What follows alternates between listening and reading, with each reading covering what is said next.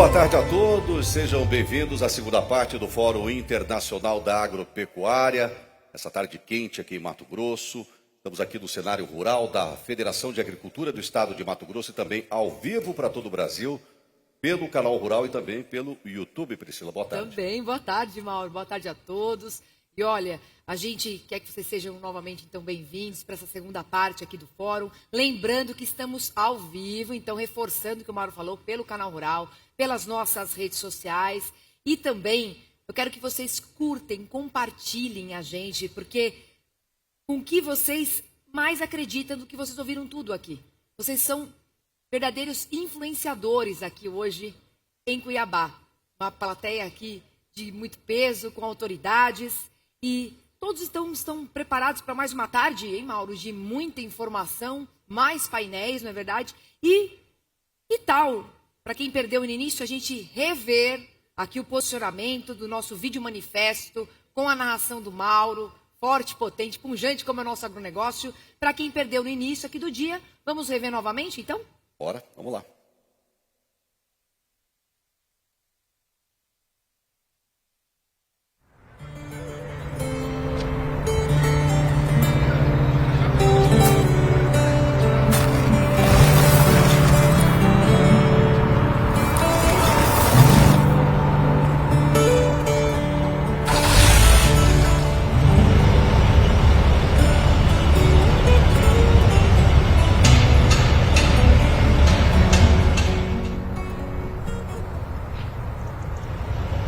Nesta terra, em se plantando, tudo dá.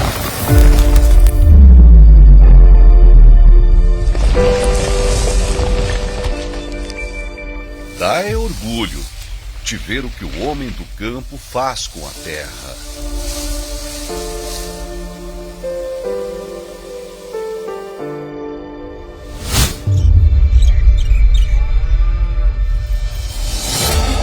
Hoje são mais de 8 bilhões de pessoas vivendo na Terra e em 2050 serão mais de 10 bilhões. É gente que não acaba mais. Se hoje já tem gente passando fome, imagina como vai ser daqui uns anos, ainda levando em conta os desafios do clima.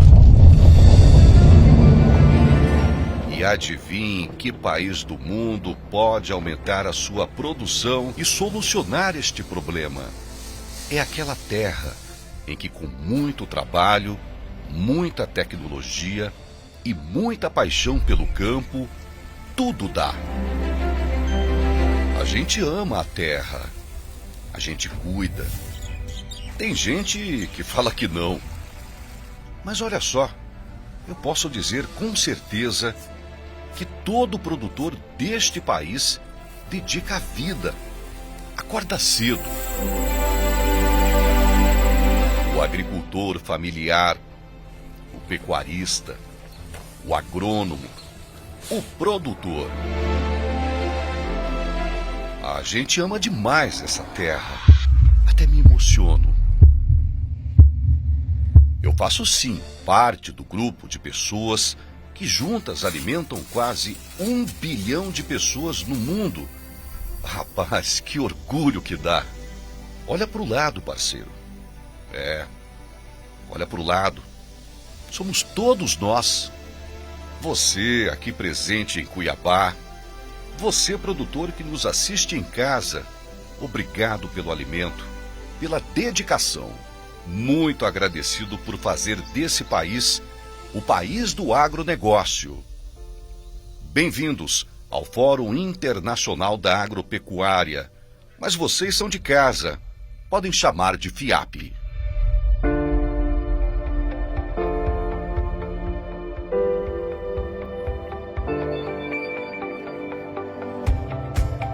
A gente ama a terra que tudo dá, né, Muito, Mauro? muito. Tem Muito terra tem pra embaixo da gente. unha. Tá, E tudo tanto pra que eu gente. gosto de terra. E esse vídeo poderia estar disponível para o pessoal de casa também compartilhar depois desse evento, né? Quem tem vontade de compartilhar esse vídeo aí, ó, daqui a pouquinho a gente vai dar um jeito de disponibilizar aí no WhatsApp para todo mundo, tá bom? Eu só lembro, Priscila, vamos pulinho para esse lado aqui? Vamos lá? Vamos lá. E ainda hoje, pessoal, no finalzinho do nosso evento, a gente vai ter o prêmio do Giro do Boi dos 10 anos, né? A gente completou agora no mês de maio. Dia 12 de maio de 2014, a gente pôs no ar esse programa que tem ajudado bastante o pecuarista a encontrar o caminho das pedras. A gente fala sobre sanidade genética, nutrição, manejo, bem-estar, sustentabilidade. E algumas fazendas serão premiadas, homenageadas nesse dia tão bacana aqui, em virtude do Fórum Internacional da Agropecuária, e com uma forma de agradecimento a essas fazendas que mais evoluíram nos seus negócios. Vai ser muito, muito, muito bacana no finalzinho do dia de hoje, tá bom? 5 fazendas homenageadas.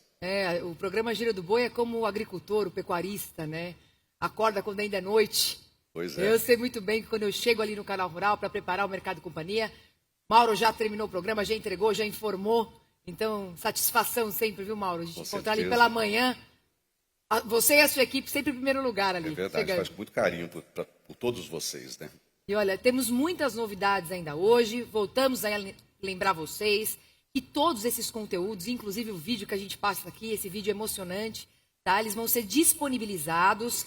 E também vocês têm em inglês e espanhol e e-mail pelo WhatsApp durante toda essa semana esses conteúdos para que vocês, como eu falei anteriormente, compartilhem nas suas redes de contatos, nos ajudem a posicionar o agronegócio brasileiro. Cada um aqui é influenciador, a gente quer reverberar esse conteúdo do FIAP, tá certo?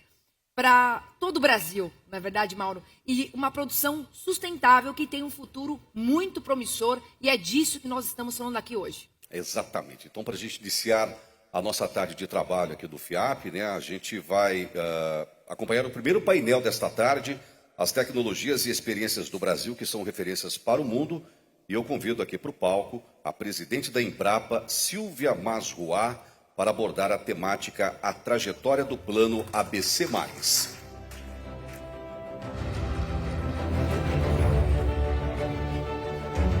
Bem, boa tarde a todos e a todas.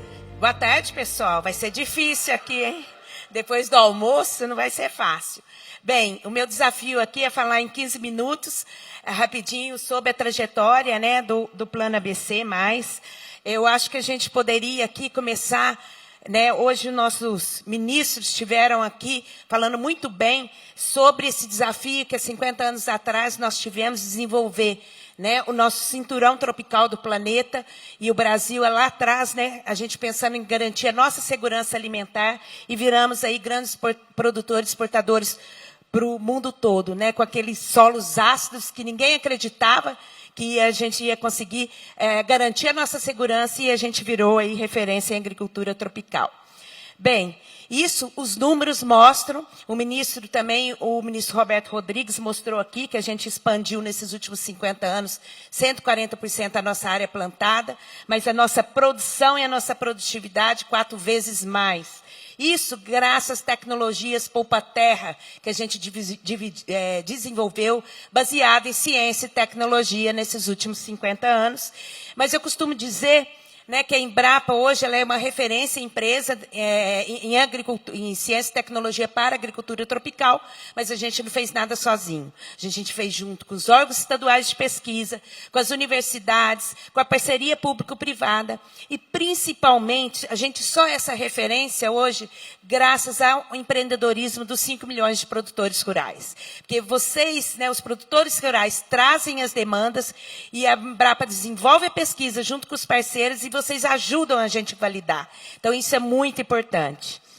Bem, e a partir disso daí, esse é um outro dado que eu gosto sempre de mostrar, né, a curva ascendente da nossa produção e nossa produtividade, e a queda no preço dos alimentos, da nossa cesta básica, comparando aí, né, o vermelho aí, o azul, né, que é um dado da FAO que mostra que no Brasil foi caindo o preço dos alimentos. Bem, mas nós temos o desafio, né? Hoje nós passamos por essa trajetória, como eu falei, transformação dos solos ácidos, tropicalização das variedades para o nosso tipo de clima e solo. Passamos aí para um modelo sustentável, que a gente já fala de agricultura sustentável há muitos anos. Eu costumo dizer, eu vou ter que entregar a minha idade, eu entrei na Embrapa, esse ano completei 35 anos de Embrapa, e desde o primeiro projeto como pesquisadora da Embrapa, a gente tinha que avaliar o impacto ambiental, econômico e social da tecnologia que a gente estava desenvolvendo, propondo desenvolver. Então, eu acho que essa questão da sustentabilidade, a gente sempre teve essa preocupação. Agora é como a gente trazer esses indicadores cada vez mais para mostrar que a nossa agropecuária é sustentável. Mas nós temos aí um desafio.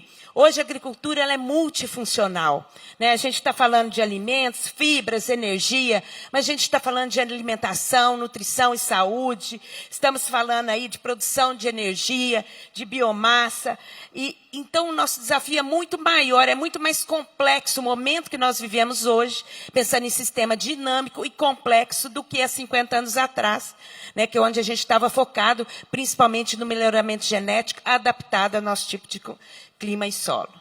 Bem, e aí tem esse desafio, que está todo mundo, o planeta todo, olhando para o Brasil, né, porque nós temos o desafio de alimentar aí quase 10 bilhões de pessoas até 2050.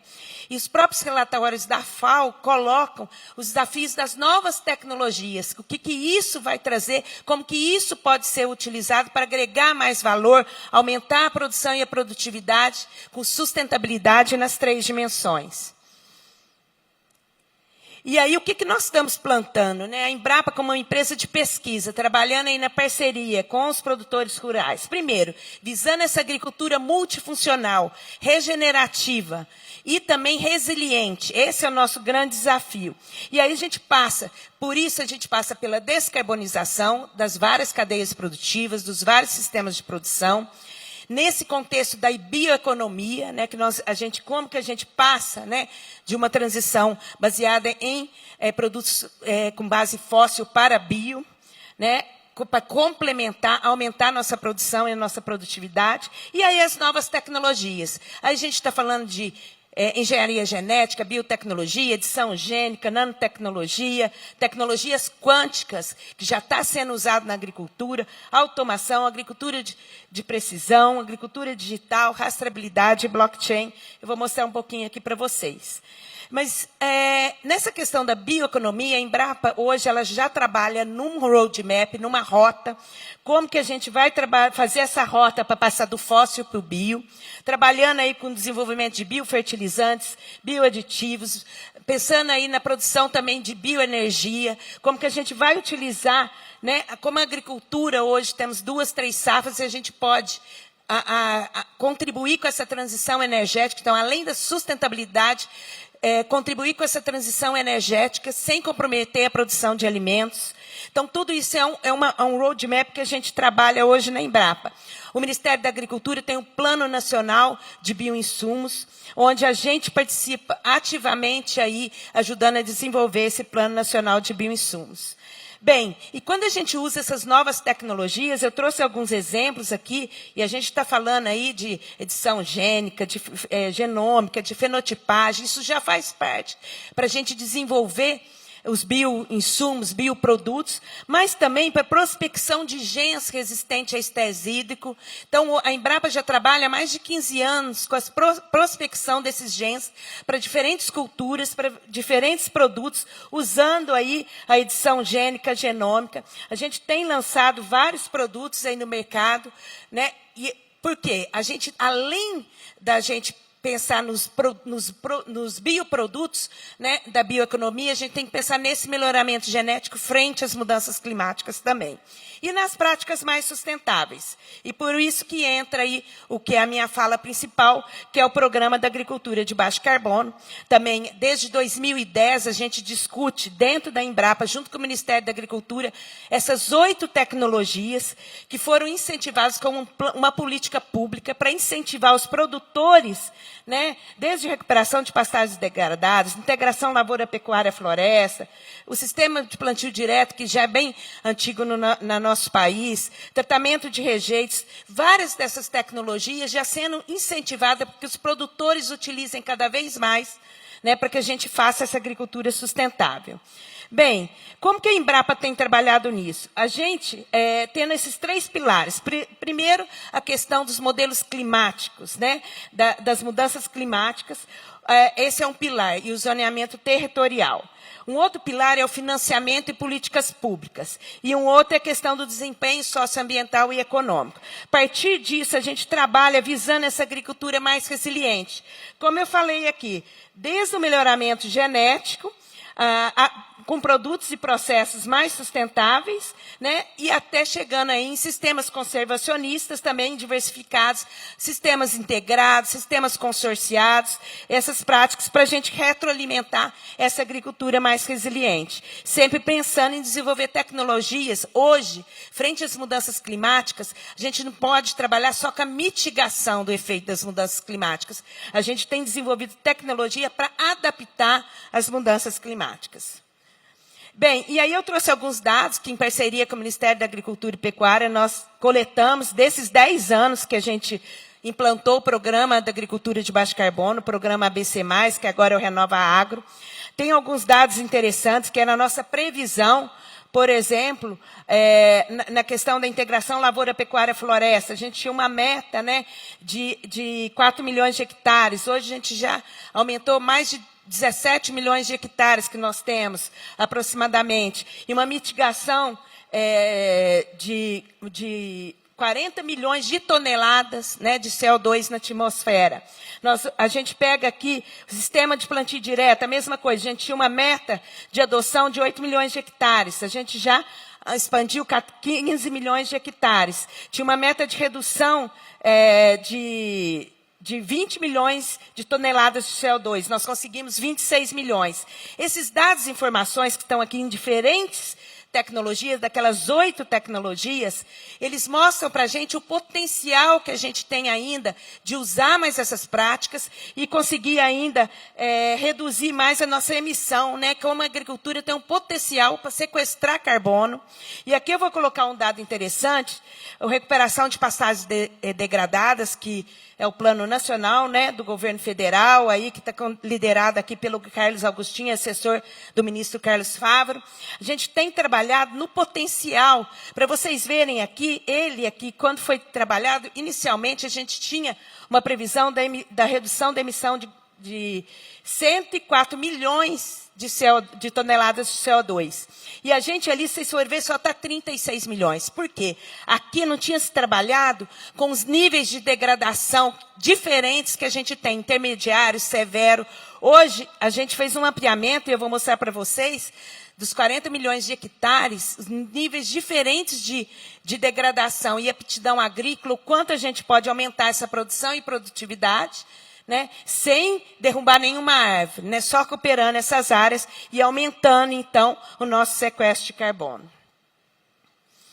Bem, aqui também, além disso, a gente vem trabalhando, eu trouxe alguns dados. Por que eu estou trazendo esses dados para vocês? Hoje a gente está passando por um momento muito que a nossa agricultura, justamente por esse protagonismo da agropecuária brasileira, pela competitividade no mercado internacional, a gente é muito cobrado do quanto a gente é sustentável. Então, eu só trouxe um dado, eu vou apresentar porque eu tenho que correr aqui, mas é interessante vocês verem esse sistema Guaxupé, que é pecuária de leite, de corte. Na Amazônia, nossos pesquisadores, trabalhando há 25 anos, eles mostram que o consórcio de leguminosas e gramíneas tem uma redução de 36% da emissão de gás de efeito estufa. São verdadeiras biofábricas. E a gente, muitas vezes, esses dados vai para a academia, é apresentado, mas ele não chega no consumidor final na cidade. Bem, então nós temos um roadmap hoje na Embrapa para desenvolver o programa Integra Carbono Embrapa, onde a gente traz todo esse conhecimento desde 2010, com várias, aqui foi falado do Renova Bio, onde a gente tem uma calculadora que calcula a pegada de carbono para várias cadeias produtivas, carne carbono neutro, carne de baixo carbono, soja de baixo carbono, leite. A gente vem desenvolvendo essa trajetória para várias cadeias produtivas, sistemas de produção. Agora a gente está juntando esses dados e indicadores para a gente criar uma referência para a agricultura tropical, para subsidiar políticas públicas, crédito. É essa a nossa proposta aqui. E aí, isso está também no contexto do Plano Nacional de Conversão de Pastagens Degradadas. Aqui eu só vou colocar para vocês. A gente fez aí um cruzamento das informações por estado, da aptidão agrícola e do nível de degradação severa e intermediária, com a aptidão agrícola boa e muito boa. A gente vê mais de 28 milhões de hectares que dá para trabalhar, para desenvolver, aumentar a nossa produção, a nossa produtividade de maneira sustentável. Mas nós temos aí o desafio hoje. Hoje foi falado aqui, né, das novas tecnologias, nós saímos, então, lá de uma agricultura intensiva em mão de obra, né, evoluímos isso, fazendo uma analogia com a indústria, né, e por isso que é 4.0, 5.0. Hoje a gente está aqui no momento da biologia sintética, da inteligência artificial, mas nós temos um desafio que a gente chama do 6.0, que é trazer essa visão holística, essas tecnologias, né, dentro desse contexto da sustentabilidade, da economia circular, e como usar tudo isso para aumentar a produção, a produtividade, e o Brasil tem um protagonismo nisso. Nós temos agora que trazer esses indicadores e métricas. Esse é o nosso grande desafio. Bem, e isso, além de todos esses atores que participaram nesses 50 anos, hoje nós temos o protagonismo também das startups, né? É uma revolução que aconteceu no nosso país. Para vocês terem uma ideia, em 2016 a gente tinha 75 startups, agtechs e foodtechs. Hoje nós temos por volta de 2.000. Mas esse estudo que a Embrapa acompanha com o MAPA, nos últimos anos, mostra que no último ano aumentou, eu trouxe esses dois, que aumentou o número de startups no norte do país, e justamente com a preocupação de biodiversidade e sustentabilidade. Então, é também um modelo para a gente trabalhar, né, a empresa, a Embrapa, as universidades, junto com as startups, parceria público-privada, para a gente ser mais ágil e conseguir gerar inovação no campo. Bem, para fechar, aqui, tudo que a gente mostrou aqui para vocês, na verdade, a gente vem coletando esses dados nesses últimos 50 anos, mas agora, e a gente vem trabalhando, né, na área de ciências agrárias, na área de biotecnologia, nano, automação, agricultura de precisão e digital, mas hoje nós temos que trabalhar na convergência dos átomos, genes, neurônios, bits. O que é isso? O sistema é complexo. Para a gente mostrar que a nossa agricultura é sustentável, essa agricultura multifuncional, nós temos que usar essas tecnologias para trazer esses indicadores e métricas. E nós temos uma oportunidade única desse ano, aqui com o G20 e com a COP30, da gente poder mostrar tudo isso. E hoje, acho que eu gostaria de destacar que nós só chegamos até aqui, porque o Brasil, ele trabalhou em 3 pilares. Trabalhou uma agricultura baseada em pesquisa e inovação, extensão rural pública e privada, e também na questão de políticas públicas associadas, baseada em dados e evidências. E isso faz que a gente seja uma referência mundial. E isso não somos nós só que falamos. Eu peguei aqui o professor Ratan Lal, ele veio para o G20, teve um G20 também em maio, que a Embrapa coordenou, junto com o Ministério da Agricultura, com todas as instituições de pesquisa dos 20 países, que foi em Brasília, em maio desse ano. E aí, justamente discutindo essa questão da segurança alimentar, sustentabilidade, atrelado à rastreabilidade, transparência ao processo de produção, transição climática, energética, inclusão socioprodutiva, redução da pobreza. E aí, uma fala do professor Ratan Lal, que é referência na área de ciência do solo, e ele é o Prêmio Nobel da Paz. Paz global também é uma questão de ciência. Eu trago aqui que a importância da gente investir em ciência e tecnologia, porque se nós chegamos até aqui, foi graças a investimento em ciência e tecnologia. Se a gente parar de investir em pesquisa e inovação, nós não vamos sentir de um ano para o outro, nós vamos sentir daqui 5, 10 anos. Bem, e aí aproveito esse momento também para convidar todos vocês. A Embrapa está participando numa preparação para a COP30, onde a gente quer trazer todas essas tecnologias, muitas das que a gente trouxe aqui, mostrar fazendas sustentáveis, né? Eu acho que é uma oportunidade da gente estar na COP30, fazer essa vitrine tecnológica. Temos muitos mais dados e tecnologias do que foi apresentado aqui, mas chamando vocês para juntos, né? A gente juntos, aqui a parceria público-privada, as instituições, a gente poder fazer essa vitrine tecnológica em Belém. Nós também vamos gerar aí 2 jornadas de conhecimento e de relacionamento no ano de 2025. que a gente vai estar lançando na COP29 em Baku, mas para começar 5 eventos preparatórios para a COP30, onde a gente convida todos vocês para juntos mostrar, né, nossa agropecuária sustentável, né, com indicadores e métricas, né, para aproveitar essa oportunidade para a gente aumentar aí o nosso protagonismo na agricultura mundial. Muito obrigada.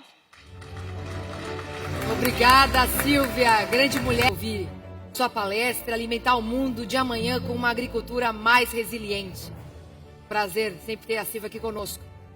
E nós já vamos chamar a Silvia de volta, mas para dar continuidade a esse painel, as tecnologias e experiências do Brasil que são referência para o mundo, chamamos ao palco a senhora Gisela Introvini, que é representante da Fundação de Apoio à Pesquisa do Corredor de Exportação Norte Matopi-FAPSEM e membro do Conselho Executivo da RTRS para abordar a temática A Soja Certificada e o Mercado Mundial. Bem-vinda. Olá a todos, muito obrigado por essa oportunidade. Estamos aqui, então, para uma tarefa bem árdua, que é falar da soja certificada para esse mercado mundial, principalmente numa época que agora a soja faz aproximadamente 100 anos no nosso Brasil. E nós temos, então, essa história que eu pretendo contar também, em partes, dos maiores momentos vividos. Eu trabalhei nas grandes cooperativas do Paraná e fazem 25 anos que eu me encontro na região nordeste do Brasil, produzindo alimentos. E lá nós tivemos a honra de irradiar, junto com os produtores de sementes, praticamente da região de Balsas, cidade de Balsas, estado do Maranhão. Fizemos produtores em 13 outros estados do Brasil, situados na linha do Equador. Então, é algo que nos orgulha acompanhar essa história e sabendo que o desenvolvimento sustentável na época do ano 2000, pela grande parceria que nós tínhamos com a Embrapa, era você colocar a soja para alimentar, para gerar renda, para gerar empregos. E, logicamente, que para chegar para a certificação, nós tivemos que criar um grande evento do agronegócio. O AgroBalsas está na 21ª edição e sempre um sucesso que abrange um número bem diversificado de público e também uma plataforma de mulheres que não visa o empoderamento feminino. Apenas mulheres do agro que interagem com mulheres da saúde, do direito e das comunidades, das universidades, em atender o mundo onde elas estão inseridas, buscando uma consciência maior e um trabalho em conjunto. E a valorização disso tudo são dos territórios considerados invisíveis no Brasil. Era visto em alguns vídeos que a produção de alimentos do Brasil, ela vinha do Rio Grande do Sul e parava na Bahia. E daí, então, nós pudemos, então, mostrar nessas chapadas que eram consideradas sem produtividade, né?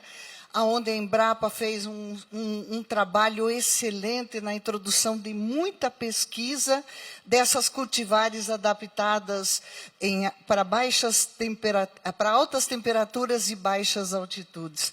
Então, esse desafio foi cumprido, e depois veio um outro desafio, que era sair da monocultura, que na época denegria muito a imagem da região, mas assim transferindo e adaptando tecnologias, principalmente aqui do Mato Grosso e do Paraná, para aquela região, esteve na nossa história.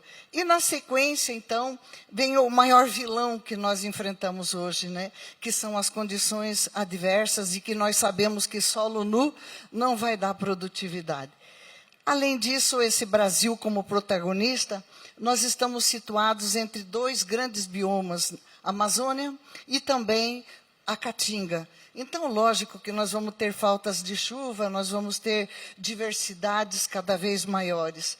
Mas aqui, enfrentando as belezas naturais, que é o grande contrapartida desses estados brasileiros, respeitando os limites planetários a partir da linha do Equador, que vai ter uma superpopulação, e sabendo que essa superpopulação vai depender de comida, vai depender do Brasil, da agricultura tropical. Mas, contudo, nós temos que promover essa segurança e usando da inteligência com a natureza. Então, é mais ou menos nesse foco de discussão que ainda está o desmate, e nós precisamos entender que o furo está no lado de todos.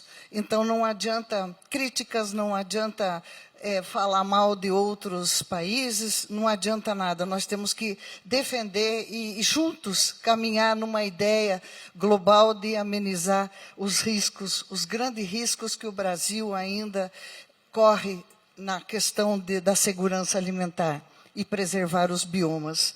Então, fronteiras agrícolas, algumas cidades já consolidadas, outras cidades que abrigam o agronegócio não estão consolidadas, e com isso interfere nas grandes diferenças sociais que existem. Interfere o PIB alto do agronegócio, mas a circulação de moeda nas cidades não circula. Então, nós temos que rever esses conceitos também. E as dificuldades que nós tínhamos naquela época, quando nós começamos a certificação, da falta de fiscalização, do seguir leis. A lei trabalhista do Brasil é uma das mais complexas do mundo, não é? E também a especulação imobiliária. E treinamento da mão de obra, né? Então, quando você entra com os migrantes das grandes fontes proteicas, você tem o povo nativo que não consegue acompanhar esse parque de máquinas, essas novas tecnologias. Então, tudo isso mudando velhos costumes, quebrando paradigmas. Eu acredito que essa minha missão na Terra é de quebrar paradigmas de fato, né? Então, nós estamos aqui para não deixar mais permitir que coisas que nós observamos lá atrás recomecem e continuem nesse sistema.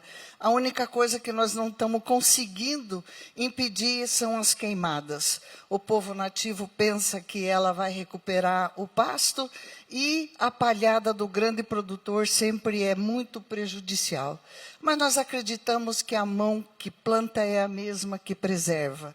E, por isso, nós estamos aí levando até espécies do sul do Brasil para servir de matéria orgânica, para servir, e sabemos que a agricultura regenerativa vai passar por esse modelo de carbono, de sequestro de carbono, e que não tem mais volta. E daí, então, fazendo um diagnóstico nos estados Maranhão, Piauí e Tocantins, nós entendemos que o campo avançou, mas as cidades que abrigavam o agronegócio não. E daí nós observamos muitas propriedades que já tinham ISO, que já tinham selos, e a partir de 2011, nós começamos, então, a certificação internacional. E nos surpreendemos e conseguimos fazer com que o Brasil, e no estado do Maranhão e do Piauí, os maiores volumes de soja produzidos tivessem um maior percentual no mundo de soja certificada. E, logicamente, isso nos encheu de orgulho e continuamos, então, seguindo essa missão como se tivéssemos uma ferramenta em nossas mãos. Uma ferramenta com seus princípios, com seus critérios. Essa mesa redonda, ela foi criada na Suíça, e ela está aqui com um modelo inovador, 31 países envolvidos, 240 membros. Senta-se nessa mesa indústria, bancos, produtores, ONGs, e tentam dialogar, enfim, da cadeia de valor da soja. É a única certificação que faz parte do ISIO, que é o maior selo mundial que mede os impactos de sistema de produção, principalmente os socioambientais. Aqui estão as grandes marcas que estão junto conosco nessa mesa. Dá para observar que não são só da comunidade europeia, nós temos muito a questão do Equador, do Chile, do Peru, que eles compram farelo de soja certificado por $10 a tonelada, e o sonho seria ter uma indústria de farelo para poder fazer a mesma coisa. O centro-oeste aqui do Brasil, ele prima por essa compra de farelo certificado, e nós estamos ainda vendendo créditos, mas existe soja física, e assim cada vez mais as cooperativas entrando dentro desse processo de validação da produção de soja e milho. Temos, então, a certificação da soja, que é a única certificação que remunera os produtores por serviços por projetos socioambientais. Ela tem uma valorização muito grande na propriedade, pós-venda da propriedade. É uma adesão voluntária do produtor. Nós somos procurados por aqueles produtores que querem certificar. É uma ferramenta, uma grande ferramenta, um modelo de gestão interno da propriedade, livre de multas, incremento da produtividade, redução de risco, rastreabilidade, reconhecimento internacional. Saímos num estudo da Universidade de Copenhague, citando os ODS, e fomos contemplados pelo ODS 5, Igualdade de Gênero, como também desenvolvimento de cidades junto com a certificação. Aqui estão alguns países que comercializam a soja certificada, compram, vendem. Aqui nós temos alguns agentes financiadores também, que facilitam a vida. A FAPSEM, com isso, permitiu muitos projetos socioambientais, muitas pessoas envolvidas. E o Cerrado, onde nós chegamos, nós temos a certeza que nós não podemos falar mal que nós estamos destruindo, pelo contrário. Só que nós temos muito mais para fazer diferente e melhor por esse bioma. E com isso, então, deixo aqui os meus contatos para maiores informações. Infelizmente, o meu tempo acabou. E recebo, então, o nosso convite para participar do nosso evento, que vai ser em 2025, que é Construindo Pontes. E aqui, Júlio, vai esse forte recado que vocês do Canal Rural nos ajudam a construir pontes. E estaremos juntos, então, em 2025. Estejam todos também convidados a se fazerem presente lá em Balsas, no Maranhão. Muito obrigada. Gisela, de Exportação Norte Matopê, FAPSEM, muito obrigado. Daqui a pouco a gente te chama de volta. Bom, e para dar continuidade ao nosso FIAP, ao nosso painel, as tecnologias e experiências do Brasil que são referência para o mundo, eu convido agora o ex-ministro da Secretaria de Coordenação Política e Relações Institucionais e também relator do Código Florestal Brasileiro, Aldo Rebelo, abordando a temática o Código Florestal e a preservação da vegetação nacional.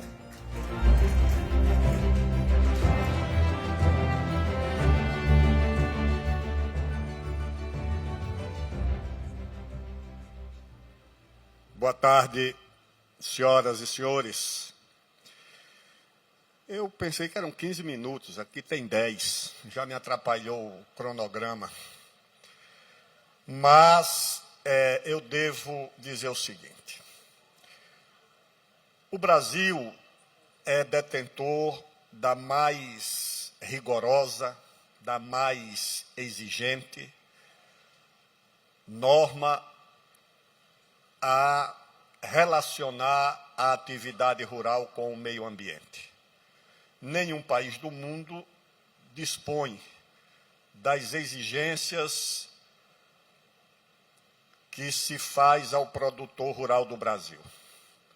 Nenhum produtor americano, europeu ou asiático está submetido a ceder 80% da área da sua propriedade para a proteção do meio ambiente, como no bioma Amazônia, que corresponde a mais da metade do nosso território no Brasil.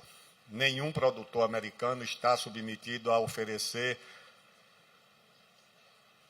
20% ou 35%, como é o caso da Mata Atlântica, do Pantanal, do Cerrado, para a proteção do meio ambiente.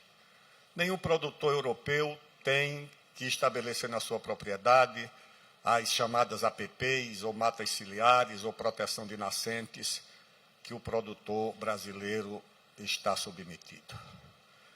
Nenhuma legislação financeira europeia ou americana submete o seu produtor ao escrutínio que o sistema financeiro submete o produtor brasileiro.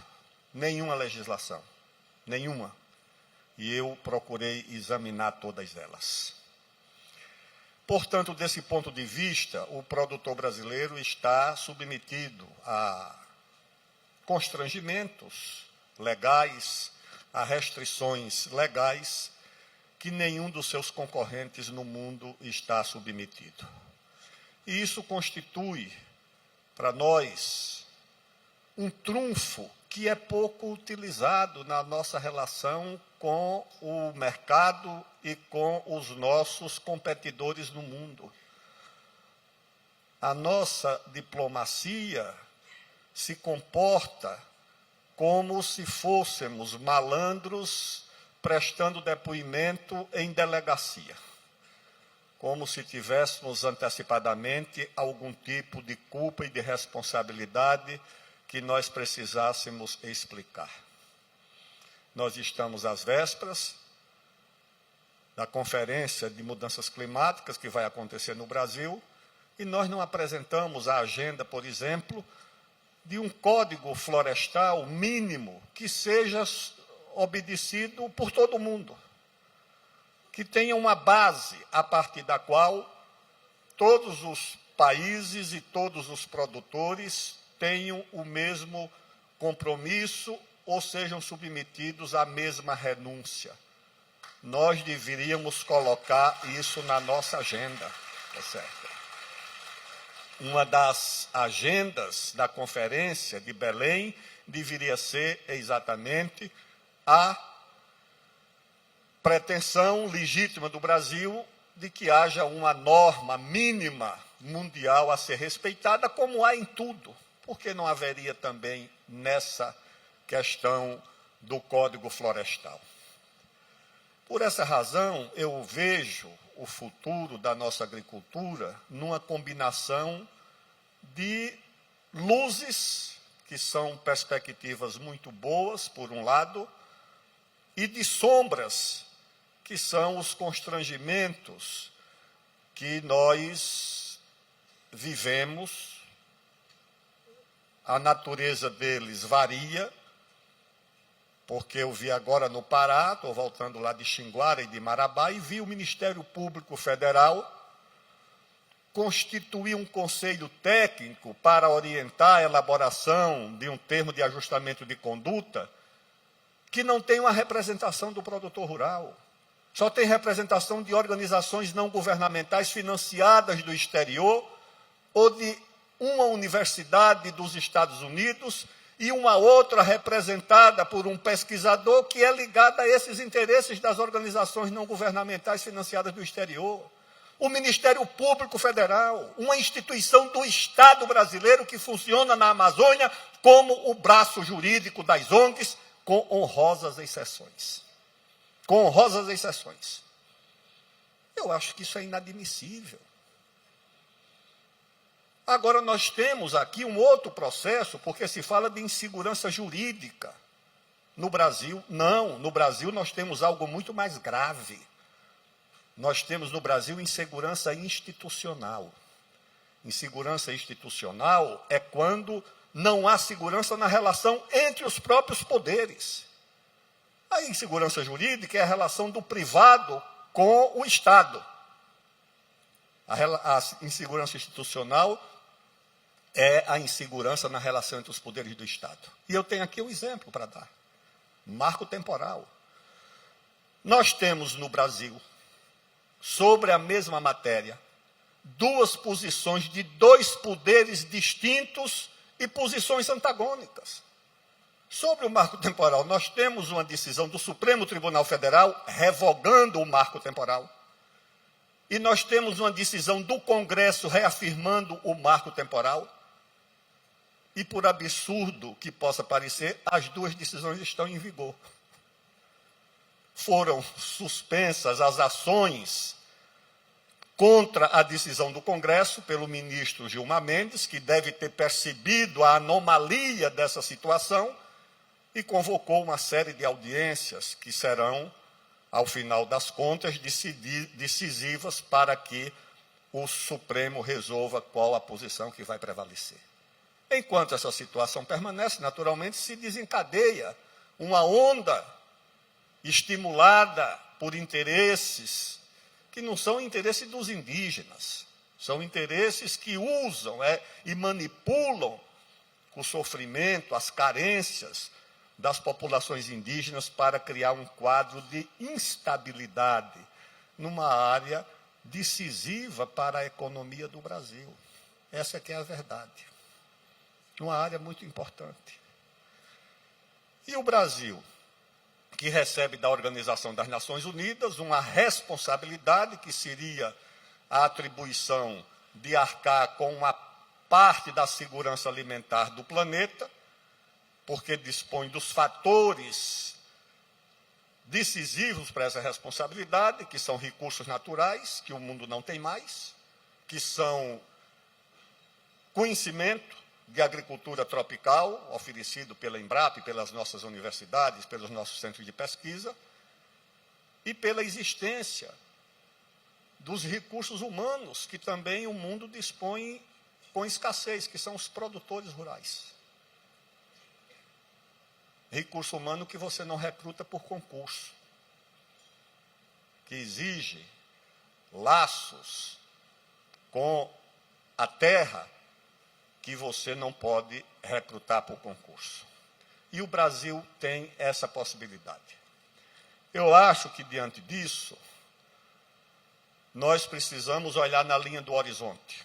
Não podemos olhar no casco do navio, no meio da tempestade, porque nós vamos nos desorientar. Acho que o Brasil tem condições de superar essas adversidades, de superar essas dificuldades. O mundo vai precisar da contribuição brasileira para a segurança alimentar, e não só para a segurança alimentar.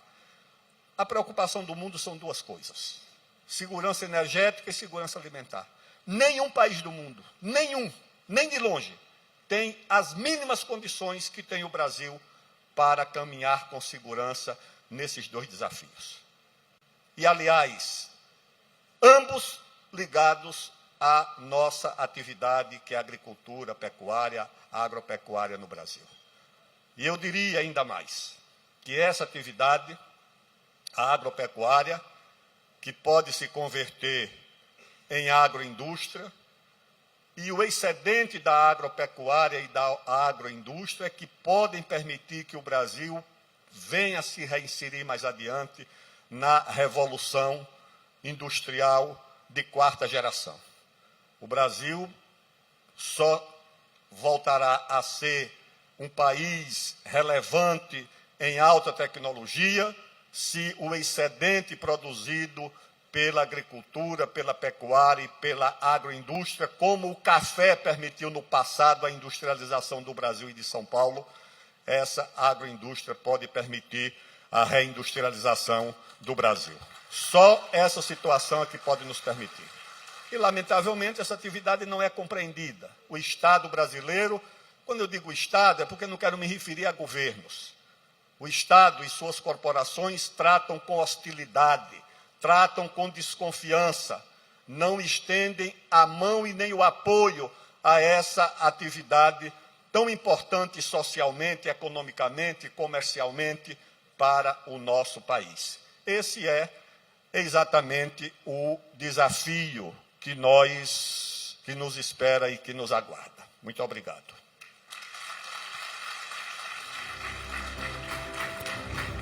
Muito belo pela sua palestra. Daqui a pouco nós chamaremos de volta aqui ao palco, e para dar continuidade a esse painel, as tecnologias e experiências do Brasil que são referência para o mundo, chamamos ao palco o senhor Eduardo Leão, presidente e CEO da CropLife Brasil, que vai abordar a temática, a revolução dos biológicos e da agricultura regenerativa.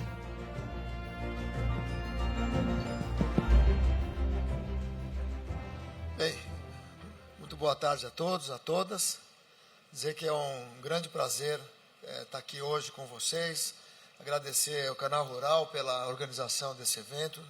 Tem sido extremamente ricas os debates e as apresentações.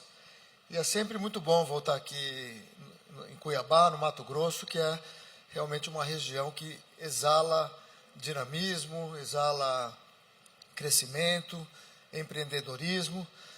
Hoje, por acaso, eu vi uma notícia, o IBGE acabou de levantar o índice de desemprego no Brasil, e eles fizeram um recorte em relação aos jovens de 18 a 24 anos. E não por acaso, Mato Grosso ficou com o menor índice de desemprego do país, 4 vezes menos do que os países que têm um nível de desemprego maior. E também na classificação de salário para esse recorte, né, da população, era o segundo maior salário do Brasil, depois de Santa Catarina. Então, realmente, isso demonstra, né, o quanto que o agro é capaz de gerar emprego, gerar oportunidades, particularmente para os jovens. Bem, falar um pouco só da CropLife. A CropLife, ela faz parte de uma rede global, né? Nós temos aqui as CropLifes que fazem parte de um conselho em que discutimos temas como acesso ao mercado, barreiras comerciais, comunicação, regulação. Então, nós hoje, aqui no Brasil, representamos 4 setores extremamente relevantes da tecnologia agrícola brasileira: sementes, biotecnologia, defensivos químicos e bioinsumos, porque nós temos absoluta segurança que nós temos que olhar essas tecnologias de uma forma holística, né, de uma forma complementar. Então, a gente sai da era do ou, e agora estamos entrando na era do e, quer dizer, uma tecnologia e outra, e elas se complementam, e como resultado final se espera maior ganhos de produtividade, maior sustentabilidade. Bem, a CropLife é composta por 53 empresas, né, produtoras de tecnologia daqueles 4 setores, e aqui nós fizemos um recorte das empresas que produzem bioinsumos, produzem pesquisa e desenvolvimento em bioinsumos aqui no Brasil. Bem, isso já foi falado à exaustão hoje, né, os grandes desafios que nós temos hoje no mundo, né, temos aí quase 1/3 da população em situação de insegurança alimentar severa ou moderada, um crescimento populacional de 25% nos próximos 25 anos, o que vai demandar um aumento de 50% do aumento de consumo de alimentos e cerca de 35% de consumo de energia. E para complementar isso tudo, temos que atender essa demanda sob forte pressão sobre os ecossistemas, ou seja, precisamos reduzir essa pressão, e o desafio do aquecimento global. Isso nós entendemos que só pode ocorrer por conta de usos de novas tecnologias, uma agricultura regenerativa e uma otimização dos processos de produção. Então, nós temos no Brasil, tudo isso é o que nós temos visto nas últimas décadas e precisamos avançar ainda mais nesse tripé de ganhos de produtividade e de sustentabilidade. Bem, em relação à agricultura regenerativa, hoje nós não temos ainda uma definição que seja aceita por diversos países, agentes. Então, nós tentamos aqui criar algum conceito, né, que nos ajude a entender um pouco melhor esse termo de agricultura regenerativa. Fizemos com o apoio do agroícone, né? Então, pensamos uma integração da agricultura que promova o aumento da produção em condições climáticas imprevisíveis, que nós estamos vendo cada vez de forma mais intensa, ao mesmo tempo que precisamos reduzir emissões, restaurar terras degradadas e fortalecer os meios de subsistência dos agricultores, por meio de uma ampla convergência de tecnologias e práticas e de uma abordagem centrada nos agricultores. Então, assim que nós estamos vendo esse desafio da agricultura regenerativa, que promove saúde do solo para armazenar carbono e aumentar a produtividade. Olhando agora os biológicos nesse contexto, né, da agricultura regenerativa. Então, nós temos uma série de benefícios que os biológicos podem trazer. Primeiro, melhoria da saúde do solo, promovendo a biodiversidade microbiana e aumentando a fertilidade do solo.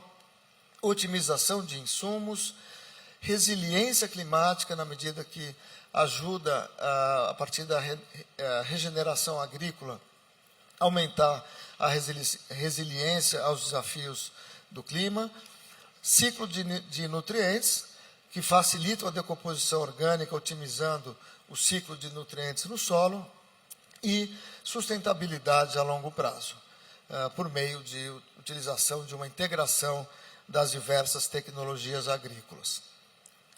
Bem, esse é um fenômeno, né, que está acontecendo de uma maneira geral, no mundo todo, né? Nós temos hoje um mercado da ordem de 13 a 15 bilhões de dólares no mundo todo, e com uma perspectiva de crescimento bastante acelerada nos próximos anos, podendo chegar a triplicar esse valor nos próximos 10 anos.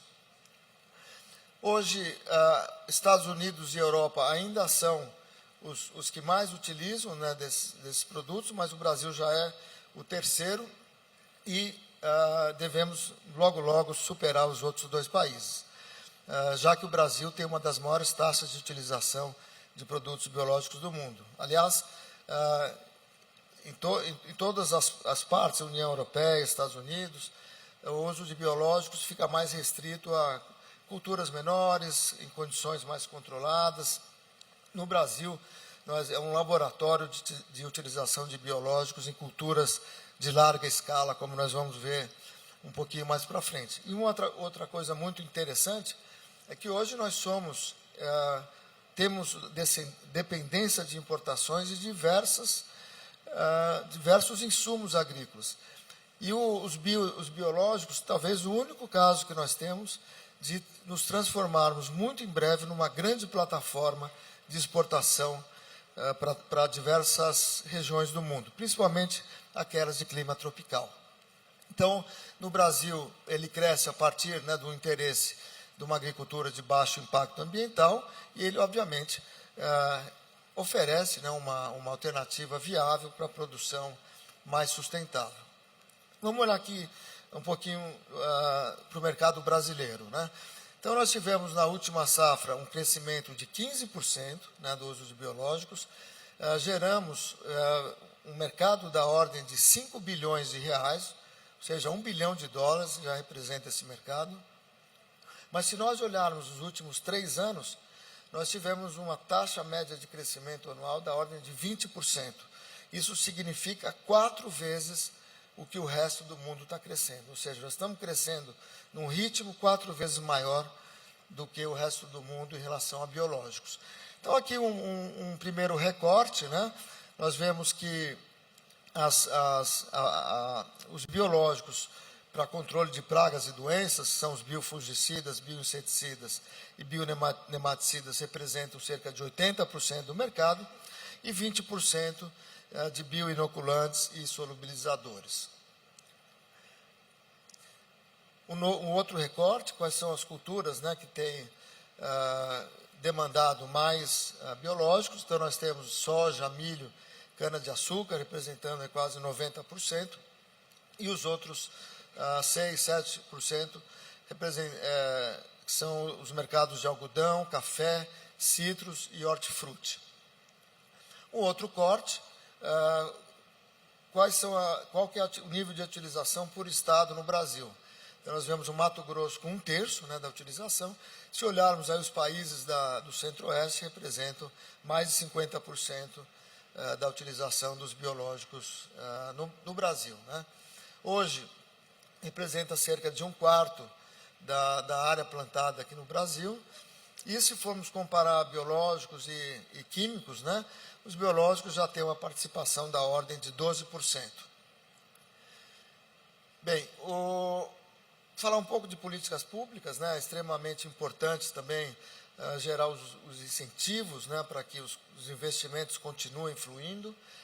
Um deles tem sido já trabalhado, temos aqui o TET, que tem trabalhado muito no desenvolvimento de mecanismos de incentivo a uma cultura mais sustentável, e os biológicos se enquadram nessa característica. E uma outra política importante é o marco regulatório, né, que precisamos de um marco que dê a previsibilidade necessária para a indústria continuar fazendo os seus investimentos. Temos hoje uma discussão dentro da Câmara, né, deve muito em breve ser aprovado esse PL, né, que vai então gerar esse marco regulatório que dê previsibilidade, segurança jurídica, para que os investimentos continuem fluindo. Por fim, esse aqui é meu último slide, o que nós temos visto como os fatores, né, de crescimento. Primeiro, claramente uma profissionalização e expansão da indústria, né, isso tem permitido, né, a geração de novas formulações e tecnologias.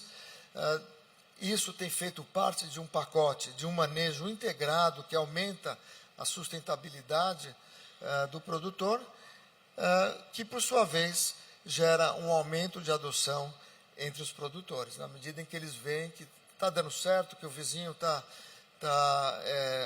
tendo bons resultados com o uso de biológicos, e aí nós entramos num círculo virtuoso, na medida em que o aumento de adoção gera mais estímulo para a profissionalização e expansão da indústria e assim por diante.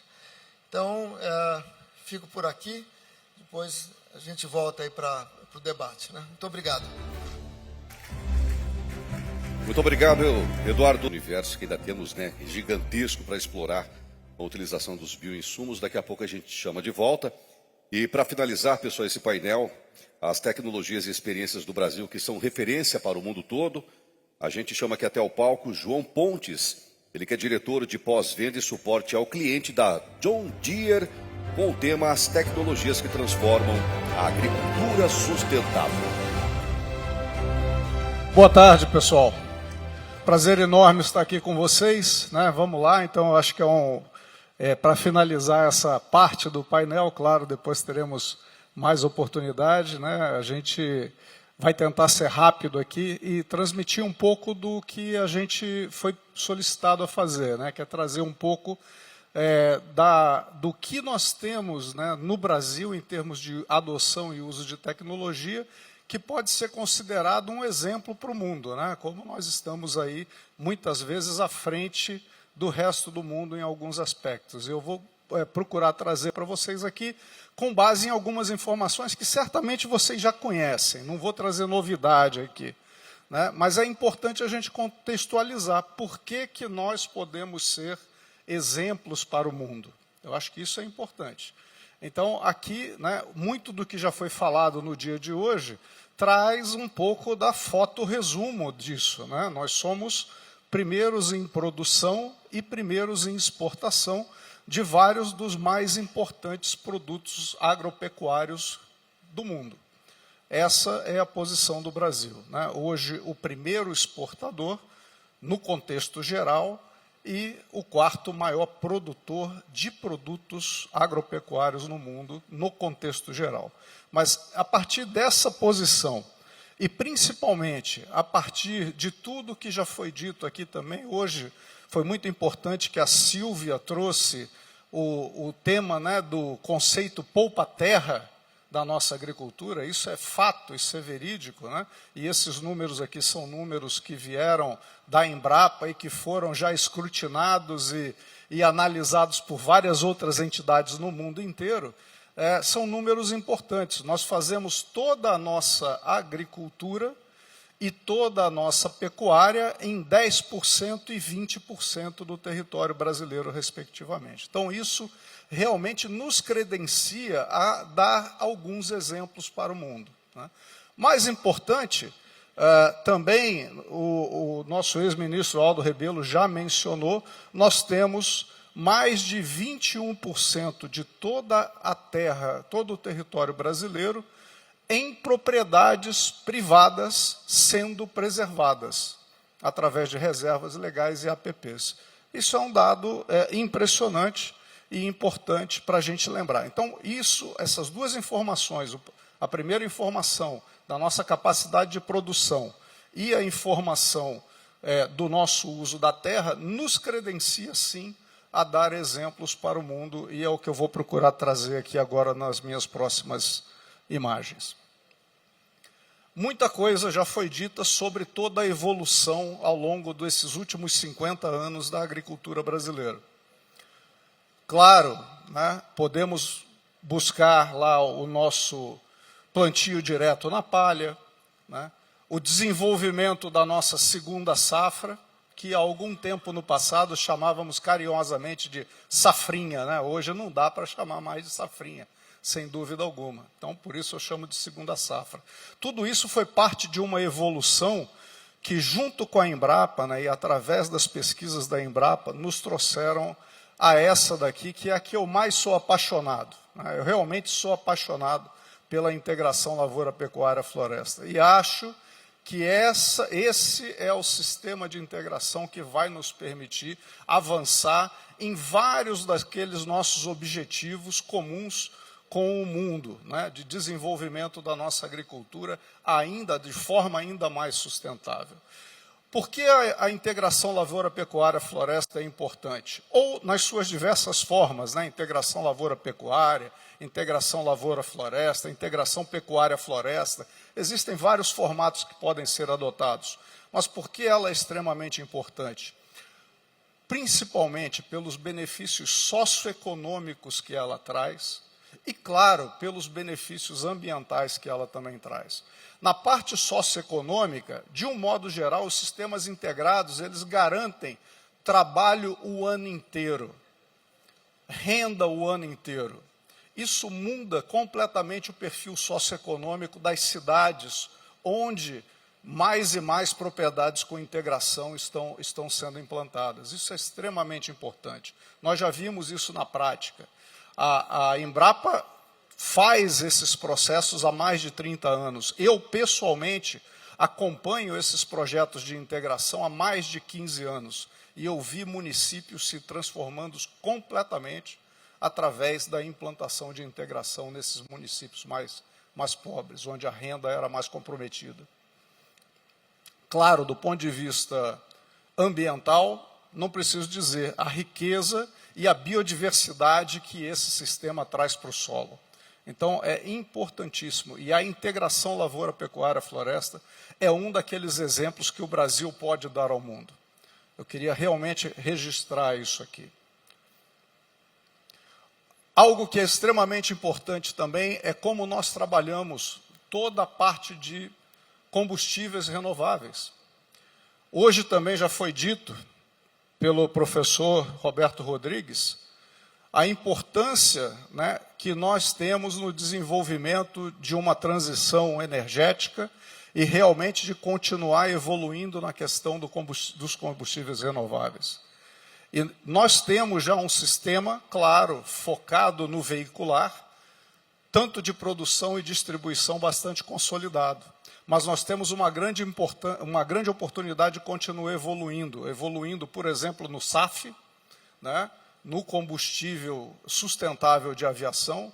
Nós temos a oportunidade de continuar evoluindo na produção do etanol de milho. Nós temos, inclusive, obviamente, a grande oportunidade de continuar evoluindo no etanol de cana e no biodiesel. Então, temos muitas oportunidades. E, de novo, também acreditamos piamente que não vai haver uma única solução para a questão da transição energética. Haverão várias soluções, e nessas várias soluções o Brasil tem a oportunidade de liderar, tem a oportunidade de mostrar o exemplo do que já fez com o etanol aqui no país. Então temos, eu acho que aqui uma grande oportunidade de continuar liderando nesse processo. Uma grande barreira, e aí eu vou começar pela barreira e vou falar da onde nós estamos.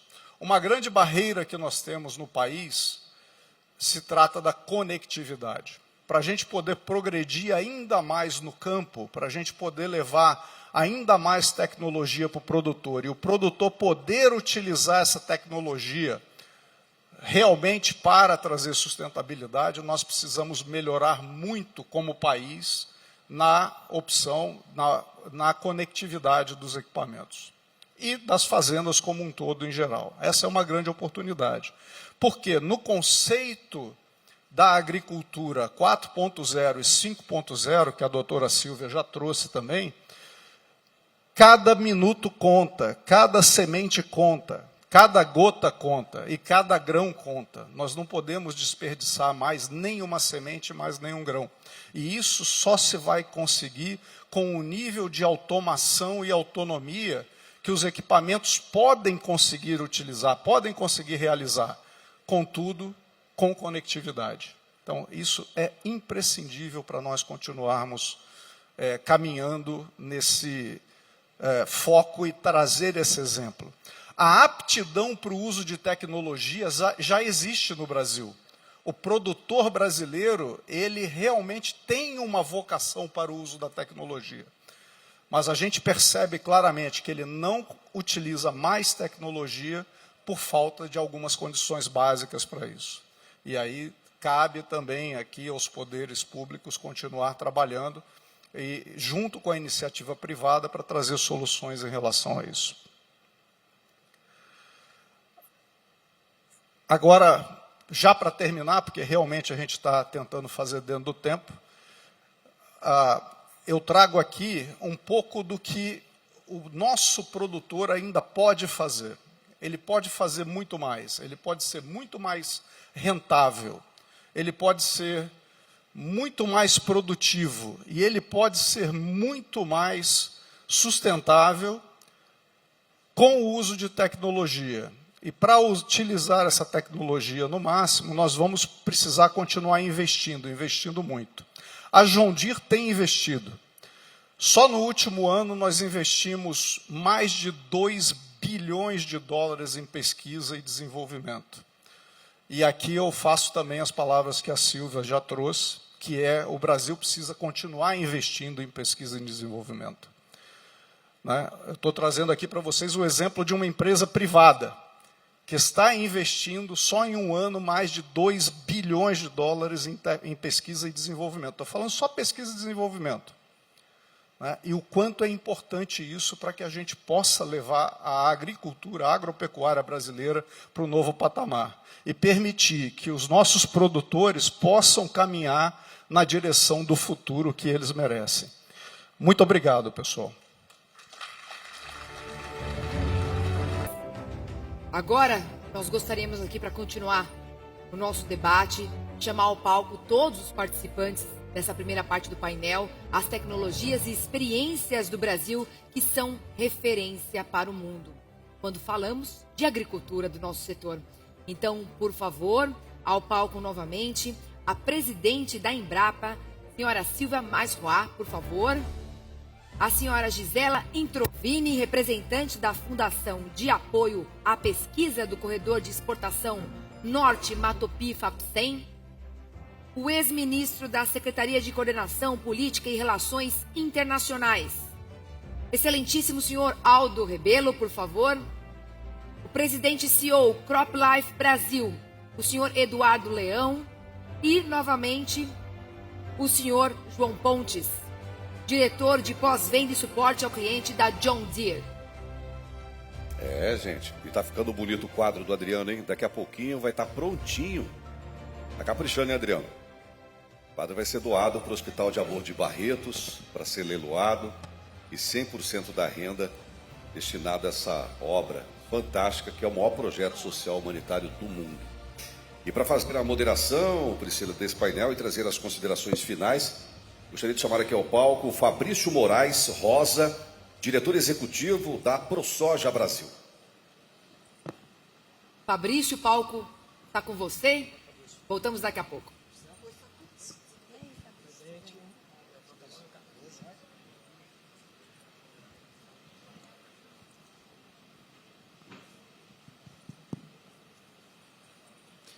Bem, boa tarde a todos. Primeiro, gostaria de parabenizar o Canal Rural pela realização do evento na figura do meu amigo Júlio. Sem dúvida nenhuma, uma semana muito importante, né? Discussões importantes aí em torno das negociações do G20. Parabenizar também os apoiadores, patrocinadores, a anfitriã aqui também a Famato, que está realizando aqui o evento na sua casa. E, sem dúvida nenhuma, brindar aqui a qualidade de todos que falaram antes de mim, com informações muito importantes do ponto de vista de sustentabilidade para o Brasil. E não poderia ser diferente agora a gente tentar trazer, sem dúvida nenhuma, as conclusões principais da fala de cada um deles e encaminhar isso aqui como realmente uma mensagem que eu acho que precisa ficar ao final, né, da importância do Brasil, das tecnologias que ele tem gerado dentro desse contexto do G20. Né? E aí eu já iniciaria, né, fazendo uma pergunta ao Aldo, né, que é, sem dúvida nenhuma, aí, além de um erudito, é alguém que participou, conhece o Congresso Nacional, conhece de geopolítica também, né, acompanha o Aldo há bastante tempo. Aldo, nós olhamos aí para o panorama depois do Código Florestal e pensamos o seguinte: o Brasil já não enfrentou o debate da dicotomia entre produzir e preservar? Nós já não fizemos esse debate? Porque parece que não, porque nós temos um cenário hoje onde no Brasil ainda se impõe, por exemplo, uma moratória da soja na Amazônia, ou agora nós temos também a questão da legislação anti-desmatamento europeia, que está vindo também, ano que vem será também implantada, né, não só para o Brasil, mas diversos outros países, né, mas o Brasil, ele parece que ele já fez esse debate, mas a gente parece que torna de novo, internamente, a colocar isso como uma pauta que não foi passada limpo. E digo isso, em especial, olhando um cenário, Aldo, em que você colocou muito bem, que embora a gente, sem dúvida nenhuma, tenha que preservar o meio ambiente, mas nós precisamos pensar também, quando a gente fala em Objetivo de Desenvolvimento Sustentável, nós precisamos pensar na ODS 10 também, que é a redução de desigualdades também, né? Precisamos pensar que estamos preservando a floresta, mas as pessoas que estão ali precisam também de desenvolvimento, precisam também de ter atividades econômicas, né? E o Brasil, sem dúvida nenhuma, o grande drive que tem levado o desenvolvimento econômico e social para o interior do país tem sido, né, o agronegócio. Você pega, por exemplo, o que aconteceu aqui no Mato Grosso, você pega algo mais recente hoje que está acontecendo em Roraima, o estado que tinha 10 mil hectares, hoje tem 120 mil hectares, e está passando um novo processo de industrialização, né, algo que impressionante. É o estado que teve o maior crescimento de PIB no país, foi o estado de Roraima, né, justamente puxado pelo desenvolvimento da agropecuária brasileira, que mostra isso, né, que a agropecuária ela entra como um drive de desenvolvimento econômico e social. Como é que você vê isso, Aldo? A gente já não passou essa fase? Deveríamos ter passado, mas o que ocorre com esse tema não é só o do meio ambiente, é o tema dos direitos humanos, da democracia. É o que um teólogo norte-americano chamou de corrupção da virtude. E o que vem a ser a corrupção da virtude?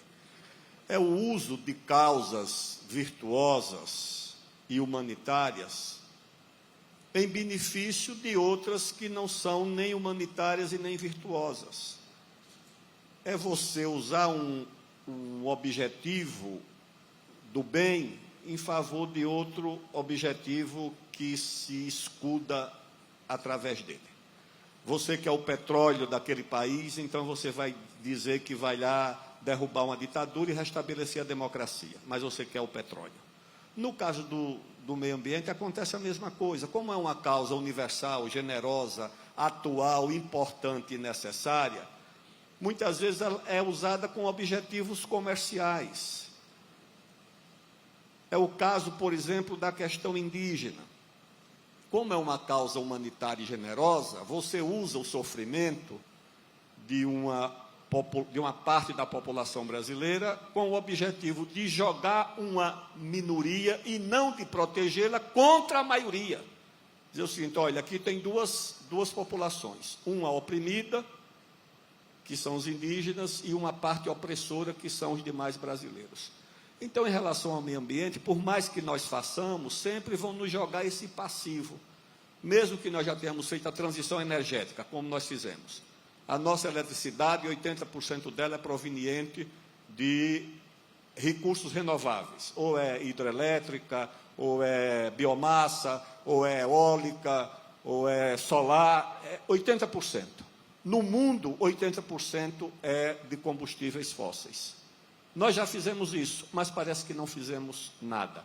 Nossa agricultura, como foi demonstrado aqui por todos os expositores, é a que mais protege o meio ambiente no mundo. Eu perguntei uma vez à ministra do Meio Ambiente da Suécia qual era a reserva legal do país dela, lá em Estocolmo. Ela disse que, depois de consultar um assessor, que essa figura só existia no direito brasileiro, e no direito sueco não existe a chamada reserva legal. Mas o Brasil paga o preço de ser um país com uma agricultura muito competitiva, de ter um horizonte muito promissor, de viver num mundo que está mudando o seu dinamismo do Atlântico Norte para o Pacífico, da América do Norte e da Europa Ocidental para a Ásia, de ser visto como o país que pode garantir a segurança alimentar desse mundo que está em transição, e nós temos que usar da nossa persistência, da nossa flexibilidade, conversar com todo mundo, não achar que o agricultor europeu é o nosso inimigo ou o americano. Eu acho que nós temos adversários comuns, que são essas correntes neomalthusianas que condenam a produção de alimento em qualquer lugar. Temos as nossas diferenças e a nossa competição com eles, mas temos que unir aqueles que produzem alimentos no mundo e mostrar para eles que também nós não somos o inimigo a ser combatido. Eu acho que esse é o nosso caminho. E esse Fórum Internacional é exatamente o que o Brasil dispõe para apresentar as suas virtudes civilizatórias, jurídicas, e cobrar dos outros que reconheçam isso e façam o mínimo que não fizeram e que precisam fazer. Maravilha, Aldo. Obrigado. Bom,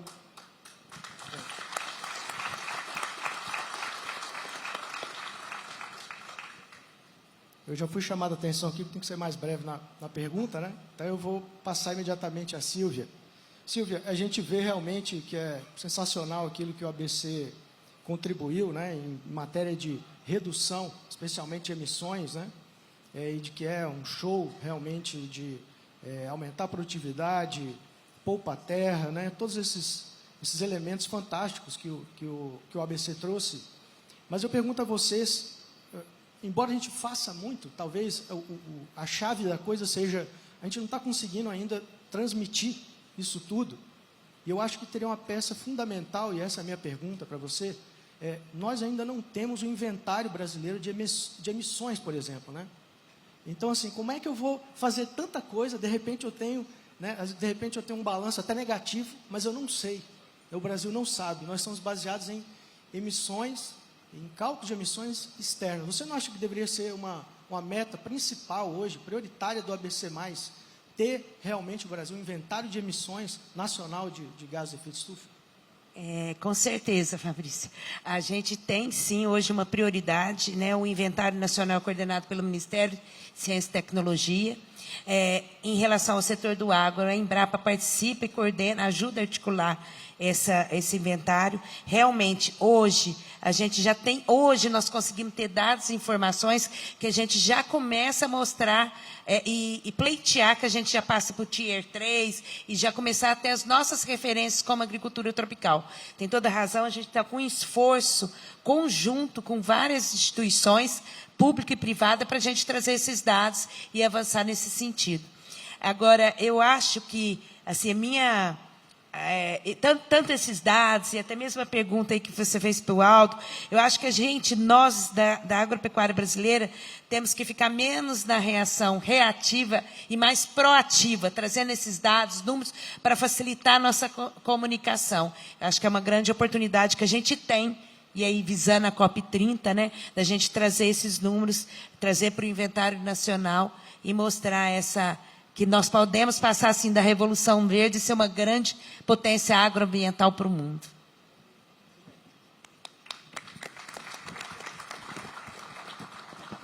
Eu digo isso até aproveitando uma fala que eu ouvi do Tejon, né? Que o Brasil hoje provavelmente é o maior sequestrador de carbono do mundo, né, Tejon? Especialmente... Sim, exatamente. sim. Então, assim, sem dúvida nenhuma, eu acho que é o tipo de informação estratégica que o Brasil precisa ter e levar para uma discussão como essa do G20, discussões, né, de clima e de revolução na produtividade da agricultura brasileira, mas principalmente entendendo o contexto global de emissões brasileiro com dados, né, com informações. Eu passaria agora aqui para o meu amigo Mito. Vou perguntar primeiramente para a Gisela. Gisela, primeiro, parabenizar pelo trabalho extraordinário que vocês têm feito, sem dúvida nenhuma, né? FAPSEM, RTRS.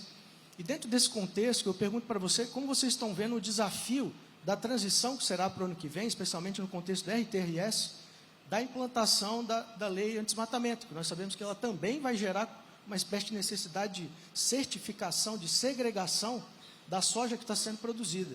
E pergunto isso porque toda vez que você fala de segregação, você tem um custo adicional para aquela soja. Então, nós teremos um outro preço de soja no Brasil. E o grande desafio é a gente, né, assim estão dizendo os europeus, vão pagar mais, vão pagar um prêmio, que já é a realidade de vocês, né? A RTRS tem um prêmio, né? Sim. Então, nós vamos ter 2, 3 tipos de preço de soja no Brasil, né, com esse tipo de legislação. Como vocês veem esse desafio para o RTRS, de, além de tudo, ainda internalizar a legislação e ainda ter um prêmio ainda em cima desse novo cenário, né, com a soja, que agora vai precisar cumprir todo um checklist de legislação ambiental, enfim, todas as legislações brasileiras. Fabrício, primeiro agradecer essa oportunidade de poder responder ao representante da ProSoja, né? Porque esse trabalho não ficou muito bem entendido e faz muito tempo que ele não é bem entendido por causa do desmate zero, né? Então, primeiramente, não é a moratória da soja, né? Então, é uma linha de corte diferenciada. Mas eu enxergo assim, como nós temos a certificação do algodão, nós temos agora a certificação do milho, a certificação da cana, a certificação do café. Então, a soja, a certificada, é um produto agregado para o mercado diferenciado e ele deve pagar por esse produto diferenciado. Logicamente, veio agora essa nova imposição da Comunidade Europeia, que é o desmate 2020. Então, logicamente, nós pensamos, pronto, vamos deixar de existir.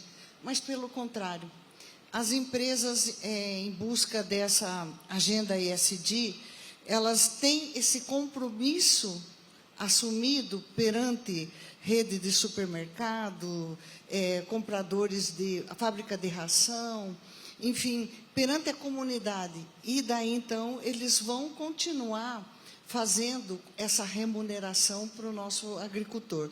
Lógico, com essa remuneração, nós estamos utilizando como uma grande ferramenta, por pagamento ambiental, né? No caso, nós temos fazendas consolidadas, então elas não vão precisar mais desmatar. Nós temos também aquele produtor que, por mais que ele tenha área, ele decidiu que não quer mais desmatar.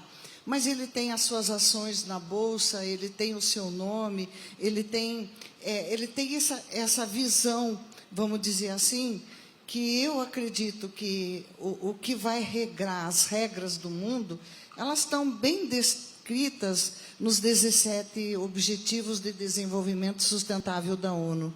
Então, qualquer projeto vai ter que passar por esses ODS e para ver que o mundo vai ser melhor e vai ser equiparado a todos com valores de PIB, valores de distribuição de renda. E com isso, com esses recursos da RTRS, no nosso caso, nos possibilitou, então, levar o agrocidade, agrocomunidades, poder ajudar aqueles produtores pequenos que não plantam soja e também as comunidades que fazem o produto da floresta em pé. Então, são outras visões e, logicamente, você pode ter 2, 3 preços, né? Como eu citei, o mercado de farelo certificado. $10 por tonelada, poxa, é uma boa remuneração, né? Mas nós estamos ainda aquém de chegar nesse valor. Mas, lógico, então são mercados, são valores agregados. E nós vamos ter que, então, esses mercados que não abrigarem a certificação, nós temos o caminho, é a agroindustrialização. Nós estamos chegando com a Impasa na nossa região, vai ajudar bastante. E também a diversificação de alimentos. A fruticultura entrando também, substituindo esse cenário. Então, esses outros valores estão compondo a certificação. Maravilha, obrigado. Bem, eu encaminho ainda uma pergunta aqui ao nosso amigo Eduardo Leão, companheiro de Brasília. Estamos lá também juntos, trabalhando, né, num novo marco de bioinsumos, né, Eduardo? Que, sem dúvida, é a nova revolução aí, sustentável da agricultura brasileira e mundial. Eu tenho duas perguntas, Eduardo. A primeira é que eu vi que você trouxe a questão de mercado, mas ela conflita com uma informação da McKinsey Company, né, que coloca que, na verdade, o Brasil, o agricultor brasileiro é o que mais adota, né, os bioinsumos hoje no mundo, né? Então, se fosse em matéria de adoção, o Brasil seria o campeão. Acredito que ali, na verdade, você está colocando é o mercado, né? Perfeito. E aí, olhando nesse cenário, Eduardo, hoje no Brasil a gente tem especialmente a questão da produção farm, mas temos excelentes produtos de prateleira também, que a indústria está produzindo. E nós sabemos que existe, na verdade, não uma coisa ou outra, né? Você bem colocou isso. Na verdade, você vai compatibilizando todas as tecnologias. Por exemplo, quando eu uso um inoculante na soja, que a gente coloca lá e, né, a Embrapa desenvolveu para nós, Johanna Dobenheim, né, há muitos anos, não precisa usar fertilizante nitrogenado, é uma bactéria que você coloca ali na semente, inocula ela, planta, e quando a raiz cresce, ela entra para dentro da raiz da planta e fornece o nitrogênio ali. Bom, mas a gente sabe que eu preciso tratar essa semente, porque senão o fungo do solo, né, as doenças de solo vão pegar essa semente, né, na hora que crescer ali a plântula. Então eu preciso tratar ela com um pesticida. Então eu uso um biológico, mas eu também uso o pesticida. Eu preciso, portanto, de um produto biológico que seja compatível com aquele pesticida, né, Eduardo? E aí, lógico, na parte de inoculante, parece muito claro, mas eu pergunto para você, olhando para frente, a indústria está olhando para isso também, na hora de produzir os bioinsumos. Nós estamos tendo produtos que vão ser, na verdade, muito bem ajustados. Quando você aplicar, você vai ter também a oportunidade de continuar aplicando um pesticida junto, que eu não consigo ficar sem aplicar, por exemplo, um herbicida, ou no caso também fungicidas, que é o mesmo caso da semente. A indústria está olhando para isso, para essa compatibilidade?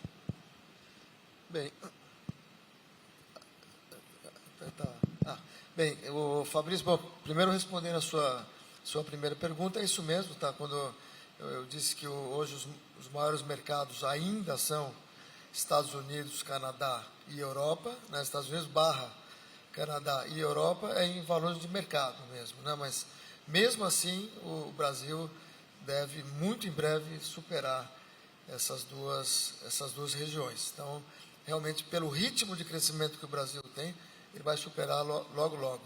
Bem, em relação à sua questão Bom, eu acho que vamos dividir em duas partes. Primeiro, eu acho que os incentivos à inovação, eles vão se dar, na minha opinião, vão acelerar ainda mais com o novo marco regulatório, né? A gente tem tivemos uma discussão de 24 anos na Câmara para aprovar uma lei de pesticidas que vai permitir que os produtores tenham acesso a produtos muito mais sustentáveis em menos tempo do que nós vemos levando hoje. Isso vai ser muito positivo para o país, inclusive para o meio ambiente. E agora precisamos avançar rapidamente na aprovação da lei específica, né, dos bioinsumos. Nós temos trabalhado bastante lá em Brasília e tudo indica que logo, logo, né, em pouco tempo, a gente vai ter essa legislação aprovada. Isso aí, eu acho que é o primeiro aspecto, né? Eu acho que essa previsibilidade ajuda, né, a estimular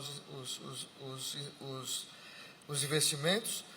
E em relação a essa questão do avanço dessa complementariedade, eu acho que realmente Nós vamos conviver, eu acho que durante muito tempo, com uma agricultura que vai buscar soluções de acordo com as suas condições, a sua região. Em muitas situações nós vamos ter a utilização somente de insumos, outras nós vamos, até mesmo pelas características de clima tropical do Brasil, vamos ter que utilizar mais de uma, mas eu acho que o caminho é esse mesmo, Fabrício. Eu acho que buscar essa complementaridade é o que a indústria hoje está observando. E não por acaso, todas as grandes indústrias de defensivos químicos, sem exceção, estão investindo fortemente na produção e desenvolvimento de produtos biológicos. Maravilha, Eduardo. Eu agradeço. Nosso tempo aqui está encerrado, né? Rapidamente, só queria agradecer novamente poder participar desse painel e destacar que, sem dúvida, o que a gente tira aqui de conclusão é que o Brasil ele é um país que tem as práticas, né, agrícolas mais sustentáveis, né, e mais produtivas do mundo. Olhar que também nós conseguimos não só alcançar segurança alimentar, mas também, não só do Brasil, mas de vários países, né, exportamos para mais de 200 países. Temos uma matriz energética muito bem destacada aqui, a mais renovável do mundo, né, do planeta, mais limpa. Estamos chegando a 50% de matriz energética renovável, né? E isso, sem dúvida nenhuma, graças a derivados de cana, o biodiesel, o etanol, a biomassa, ou seja, é o setor agropecuário brasileiro que garante essa matriz energética mais limpa. E como o Aldo destacou muito bem, é o único produtor também no mundo que preserva beira de rio, topo de morro, entorno de nascente e ainda tem uma reserva legal, ou seja, ele está realmente preservando o meio ambiente. E nós sabemos que isso não é de graça, né? Custa dinheiro, é patrimônio, né? Então, nós podemos também dizer que é o único produtor do mundo que investe em preservação ambiental. E não é pouco, não. Segundo a Embrapa, calculou para nós, são 3 trilhões de reais imobilizados em imóveis rurais hoje, que os produtores rurais deixam de fazer uma atividade agropecuária para preservar o meio ambiente. Então, sem dúvida, dentro desse painel aqui, a gente sai com conclusões sensacionais que podem ser utilizadas na mesa de negociação de discussão do G20. Agradeço a todos, um abraço, excelente evento.